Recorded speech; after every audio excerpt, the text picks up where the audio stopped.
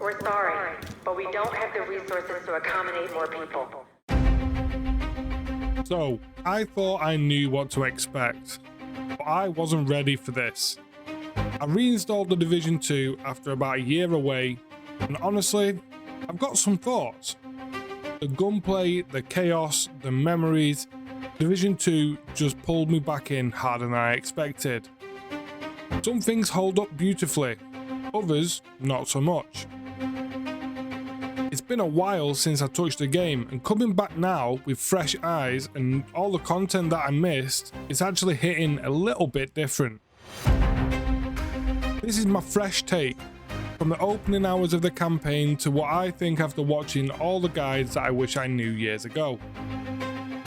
Let's talk about what surprised me, what still works well, and a little bit on how Division 2 plays in 2025, and revisiting Division 1 a little bit. And yeah, I've got some things that I wish I did differently. Have you played Division in 2025, either 1 or 2, and how do you feel about the current state of the Division 2?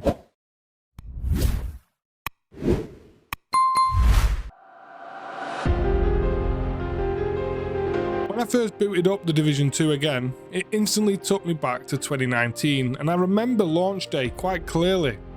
I was jumping in with a couple of my close friends that no longer play video games very often, and I remember the first wave of excitement when DC opened up, and how the chaos of that post-pandemic setting did feel quite well realised. It missed the raw atmosphere of Division 1, but it was still a very good game to play, and I was super excited to get into it. There is a kind of raw atmosphere to the world that I forgot that I actually liked. Coming back years later, alone this time, felt a bit strange. Not necessarily in a bad way. The city still looks incredible, especially after playing more sterile looter shooters in the meantime.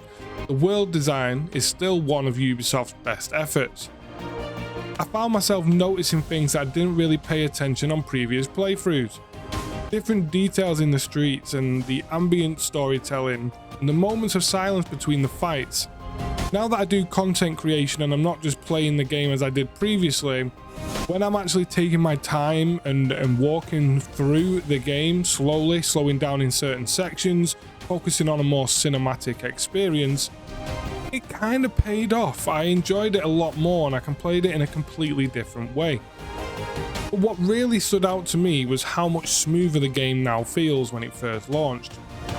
Maybe it's the patches, maybe it's just I know what I'm doing a bit more now, but either way I was a lot less overwhelmed than I remember. And that kind of brings me to something quite important. If you're jumping into the Division 2 in 2025, either for the first time or after a bit of a break like me, there are things that you might wish you did differently.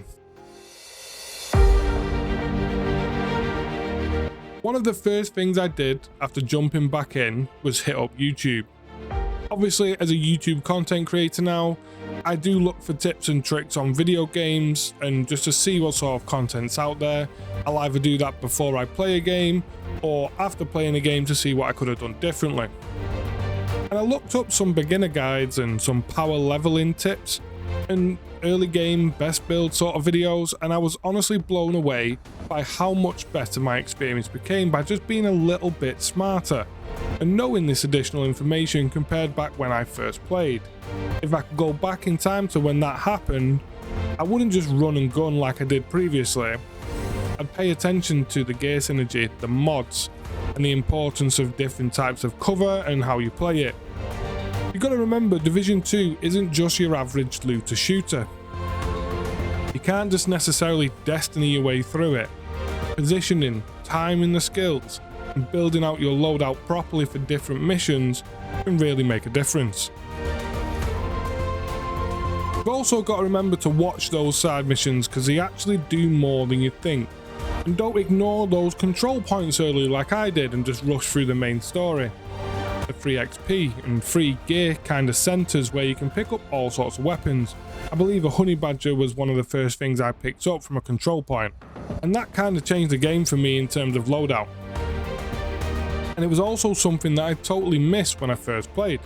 I just blasted my way through the main missions, did the occasional side mission if I actually needed to or one of my friends wanted to do it. And again, this was something that we kind of missed in our first playthrough.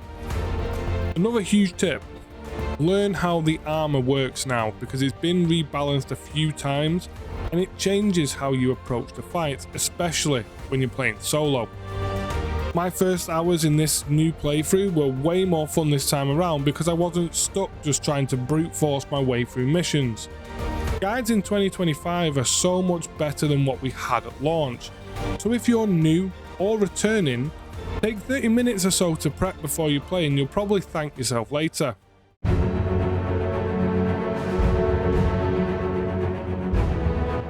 Okay, so my next thing might be a little bit controversial here. I still think The Division 1 has a stronger identity. Not necessarily with mechanics, because Division 2 has new and updated mechanics and graphics, but in the mood that it gives you. Division 1 always felt cold, desperate, cinematic, especially when you figure out what sort of game this is. That mood and the tone really sets for the game experience. New York in the snow is iconic. I know many people will agree with me. I've discussed this many times in my videos, and there was something about the dark zone in Division 1 that felt genuinely tense and dangerous, as an extraction shooter should. Division 2's dark zone was a lot more of a diluted, almost team deathmatch experience.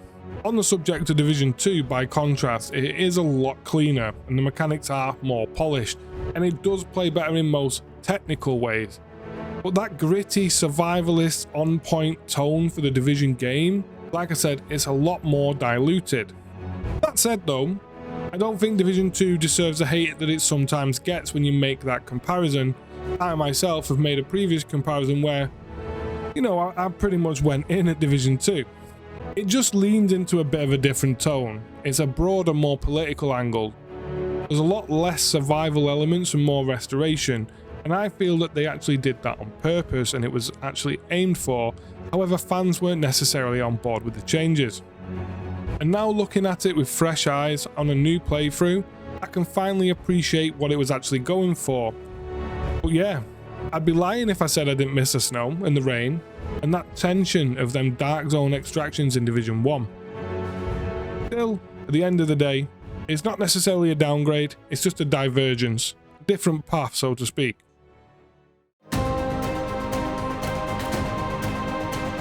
But what really surprised me is how much new content the Division 2 has added. There's new DLC, new missions and content that I completely missed the first time. Once I completed the story, I completed the story and moved on. I've already started planning to dive into Warlords of New York again, and especially with the new update Battle for Brooklyn. Ubisoft clearly hasn't abandoned the game, and that's good. That's a positive sign and hopefully a good sign in terms of Division 3. Watch my other video in the top right hand corner. And that shows, to be honest. The quality of life changes, the ongoing balance tweaks, they all add up to a great game in the end. It doesn't necessarily always have to be new content and new missions and new additions to the game, but quality of life changes and balancing and ongoing little patches like that really do make for the gaming experience. So now my plan is to keep going. It's to play more. Maybe even bring in a squad this time and actually push the endgame properly and visit those DLCs and give my take on how I feel with the DLCs and what they bring in terms of nostalgia but also gameplay. And yeah, I'll be making more videos on them too. I'll be making builds, reviews, maybe even PvP if my sanity can take it. The Division 2 isn't perfect, but looking at it again, I can say this. If you go in with an open mind, it's still one of the most solid tactical shooters out there, especially in 2025. And if you're a returning player, trust me, it's worth re-downloading. Just don't play it like a 2019 looter. Play it a bit more like a 2025 tactical RPG. That mindset shift will change everything for you. Thanks for watching guys, more Division content coming soon. Don't forget to like and sub if this helped you rethink the game like I did.